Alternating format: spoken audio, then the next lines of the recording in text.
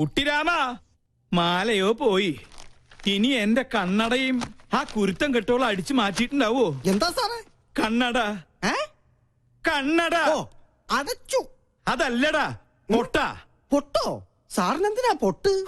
പൊട്ടല്ലടാ, പൊട്ട. കണ്ണട. അടച്ചല്ലോ. എന്നെ ഒന്ന് അങ്ങെടുത്തേ. ഈ ശരീരം വെച്ചോണ്ട് ഞാൻ എടുത്ത പൊങ്ങത്തില്ല. കീറി വെച്ചെന്നാലുണ്ടല്ലോ. എടാ മരത്തലയാ, എന്റെ കണ്ണട ഇവിടെ ചോദിച്ചത്. ഓ അതാണോ? എനിക്കറിയത്തില്ല. ദേ ഒരു കാര്യം, സാർ എന്നെ പിരിച്ചുവിട്ടാലും വേണ്ടൂല. ഇനി പിങ്കക്കുഞ്ഞിന്റെ ഷോ കഴിഞ്ഞാലേ ഞാൻ ഫ്രീ ആവത്തുള്ളൂ. ദേ അടുപ്പത്തും നിലവിളി. ഒരു പിങ്കി ഷോ? ഇവളെ കൊണ്ട് ഞാൻ തോറ്റു. എവിടെ വെച്ച് മറന്നാലും ഈ സമയത്ത് ഇത് അന്വേഷിക്കുമെന്ന് എനിക്ക് അറിയായിരുന്നു. ഓ പിന്നെ, ആ തല തിരിഞ്ഞവരുടെ വേഷം കെട്ട് കാണാനൊന്നും എന്നെ കിട്ടില്ല. താൻ തോന്നി. എലിവിഷത്തെക്കാൾ വലിയ വിഷമാണ് അവളുടെ ടെലിവിഷൻ പരിപാടി. അല്ല, മുത്തശ്ശനും കൊച്ചുമോളും തമ്മിൽ എന്തോ ഉടക്കുണ്ടല്ലോ. ആ കുരുത്തം കെട്ടവള് ആരാണ് അവളുടെ വിചാരം? കായംകുളം കൊച്ചുണ്ണിയുടെ കൊച്ചുമോളോ? ഇപ്പൊ പട്ടാ പകല് പിടിച്ചു പറയും തുടങ്ങിയിരിക്കണു. പൂച്ചക്കുഞ്ഞാ? പൂജക്കുഞ്ഞ് ഷോ തുടങ്ങാറായി. Welcome to colour show. ഒരു സന്തോഷ വാർത്ത. ഞങ്ങൾ ഇന്ന് വിജയകരമായ 50ാം എപ്പിസോഡിലേക്ക് കടക്കുകയാണ്. മാന്യ പ്രേക്ഷകരുടെ സഹകരണം തുടർന്നും. നിന്ന് വാചകം അടിക്കാണ്ട് വേഗം തുടങ്ങടി.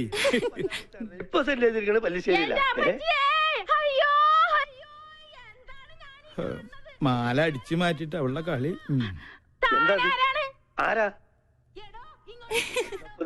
ഈ കൊച്ചിന്റെ അച്ഛനോട് ചോദിക്കി. അറിയില്ലല്ലേ? പള്ളിയിലെ പെരുന്നാളിന് കച്ചവടത്തിന് വന്നത്. എന്റെ മാല. മാലയോ? അത് ഞങ്ങള് തമ്മിലുള്ളൊരു ഇടപാടാ. ഓ, ആശ്വാസായി. ഇതിനു വേണ്ടിയായിരുന്നെങ്കിൽ എന്നോട് ചോദിച്ചാ മതിയായിരുന്നില്ലടി കാന്താരി.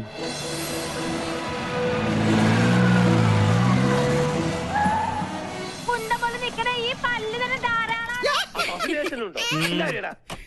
ഇറങ്ങണോ ഇവിടുന്ന്?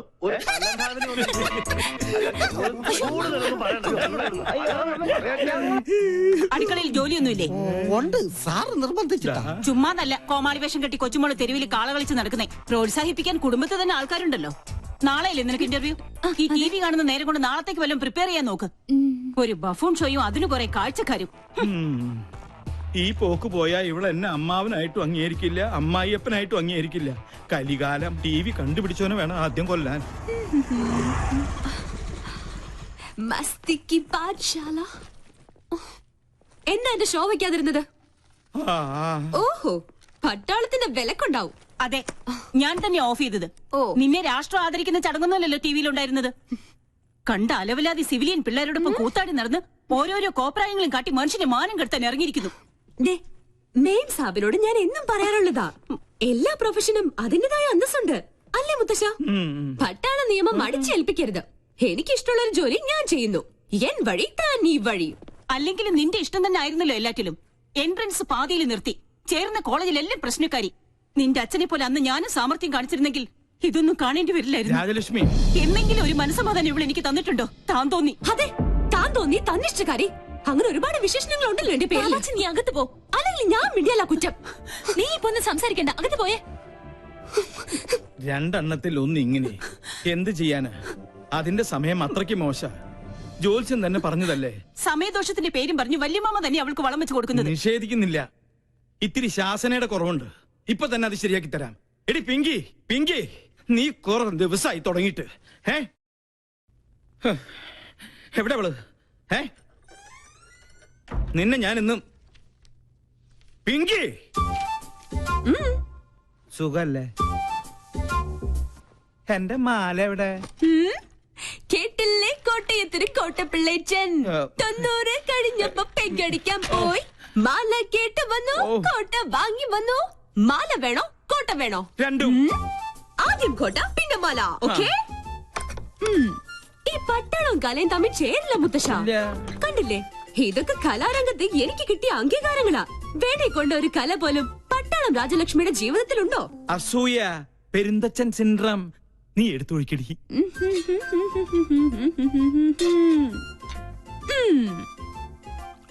കപ്പ് നിറഞ്ഞില്ലേട്ടാ. ഇത്തിരി നിറഞ്ഞ മതിട്ടോ.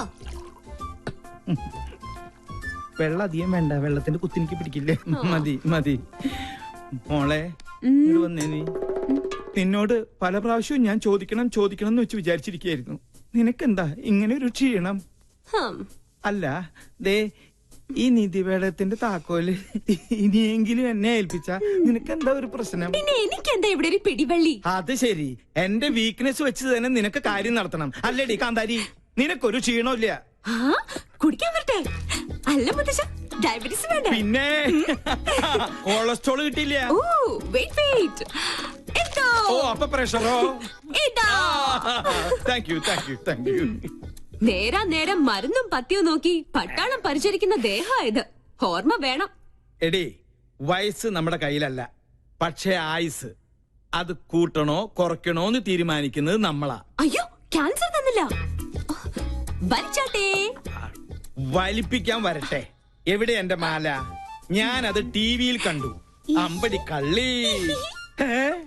എന്താ ഇത്? മുത്തശ്ശന്റെ തല പോലെ ഉള്ള പൊള്ളയായതുകൊണ്ട് ഇതിന്റെ കച്ചവടം നടന്നില്ല. അപ്പൊ എന്റെ മാലയോ? പാവം, ഏതോ തട്ടാന്റെ ഉമിത്തിയില് അതിപ്പോ വെന്തൊരുക്കുന്നുണ്ടാവും. അമ്പടി, അപ്പൊ നീ അത് വിറ്റല്ലേ? ഞാനിപ്പോ വിളിച്ചു പോവും.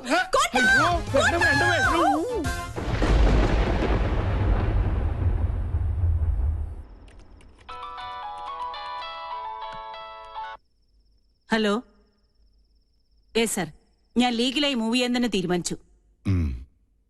Are you suspecting anyone? Yes sir, nursing assistant one mister Stephen, he's the cheater. I know him. സർവീസിൽ അയാളുടെ പ്രീവിയസ് റെക്കോർഡ്സ് വളരെ മോശമാണ്. Be careful. Okay sir.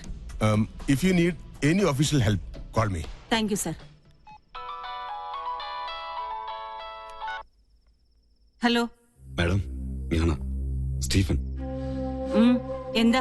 Madam ஒன்னு மனசு வச்சா இந்த ப்ராப்ளம் சால்வ் பண்ண முடியும். What you mean? இல்ல എത്രയാന്ന് വെച്ചാ ഒരു പങ്ക് ആരും മര്യാദ ഞാൻ എത്തിച്ചോളാം. യുഡിയറ്റ്, തന്നെ പോലൊരു ക്രിമിനലിനെ ഞാൻ വെച്ച് പൊറപ്പിക്കില്ല. അങ്ങനെ വാശിയിലാണെങ്കിൽ എനിക്ക് എന്റെ വഴി നോക്കേണ്ടി വരും. Stop it. എടാ ഡാഷേ, ഞാൻ പറയുന്നത് നീ അങ്ങോട്ട് കേട്ടാ മതി. നാളെ കാലത്ത് ഷൂട്ടുള്ളതാ. സ്റ്റോറി ബോർഡൊക്കെ റെഡി. ക്യാമറയുമായി നീ അങ്ങോട്ട് വന്നാ മതി. പോടാ. പിന്നെ ആ പരമ ബോർഡുണ്ടല്ലോ ഗോപി, അവനോട് പറഞ്ഞേക്കണം. പോടാ ഡാഷേ. Stop it. തീന്മേശയിലാണോ നിന്റെ തന്നോന്നിത്തരം? ടേബിൾ മാനസ് അറിയില്ലേ നിനക്ക്? ഇവിടെ ഇപ്പൊ ആണവ കരാറിന്റെ ചർച്ചയൊന്നും അല്ലല്ലോ നടക്കണത്. എന്ത് പറഞ്ഞാലും തർക്കുത്തരം. മിണ്ടാതെ കഴിക്കാൻ നോക്ക്. എന്താ ഇത്?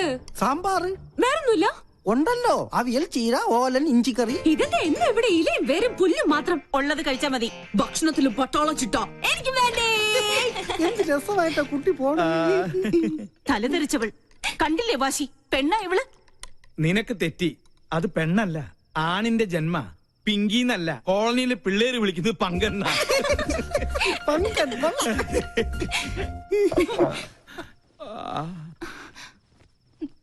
മോള് കഴിക്ക്. ഇതിവിടെ പുത്തിരിയൊന്നും അല്ലല്ലോ. അസുരഗണം, ദേവഗണം. തീന്മേശയിലല്ല, ശ്വാസം പോയി മരണപ്പായിൽ കിടത്തിയാൽ പോലും ഇവര് തമ്മിൽ ചേരില്ല. എനിക്ക് മതി. എന്നാ പിന്നെ എനിക്കും മതി. അതാ നല്ലത്. അല്ലെങ്കിൽ വേണ്ട. സ്വന്തം മാല നഷ്ടപ്പെട്ടവനാ ഞാൻ. അതിന്റെ ക്ഷീണം എനിക്കുണ്ട്. അത്താഴ പട്ടിണി കിടക്കേണ്ട ഒരു കാര്യമില്ല. എന്നാ കുട്ടിരാമ, നീ ഇത്തിരി പച്ചമോരും എടുത്തേ. പച്ചമോര് നീലമോരും ഒന്നും ഇവിടെ ഇല്ല. വേണമെങ്കിൽ ഇച്ചിരി വെളുത്ത മോര് തരാം. മാല നഷ്ടപ്പെട്ടവനാ ഞാൻ. നീ എന്നെ കൊണ്ട് നിന്റെ കുടൽമാല എടുപ്പിക്കരുത്. എടുക്കടാ.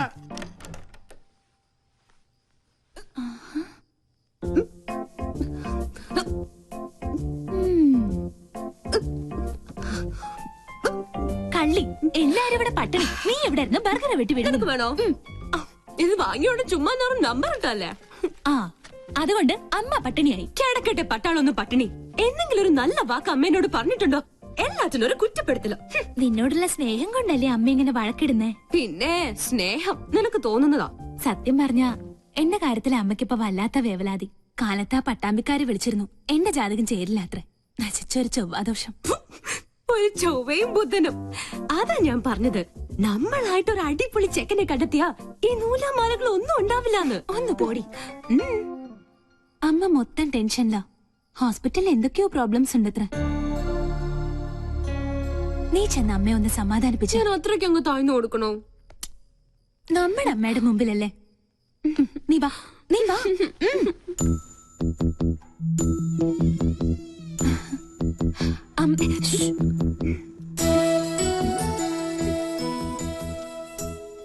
ലക്ഷ്മി, എന്താ നിനക്ക് ഇത്ര ടെൻഷൻ? എന്താ നിനക്ക് പറ്റിയത്? ആരോടാ നീ പണങ്ങിയത്? നമ്മുടെ മോളോടോ? നീ ഒന്ന് സ്മാർട്ടായേ. ലക്ഷ്മി എന്താ ഇങ്ങനെ നോക്കുന്നത്? പിന്നെ പട്ടാള ഭരണം അങ്ങ് ഹോസ്പിറ്റലില് എന്റെ മക്കളുടെ അടുത്ത് വേണ്ട. മനസ്സിലായോ? എന്നെ കുറിച്ച് ഓർത്ത് നമ്മക്കൊന്ന് ടെൻഷൻ അടിക്കണ്ട. പിണക്കൊന്നുമില്ലാതെ നമുക്ക് 3 പേർ കൂടി കെട്ടിപ്പിടിച്ച്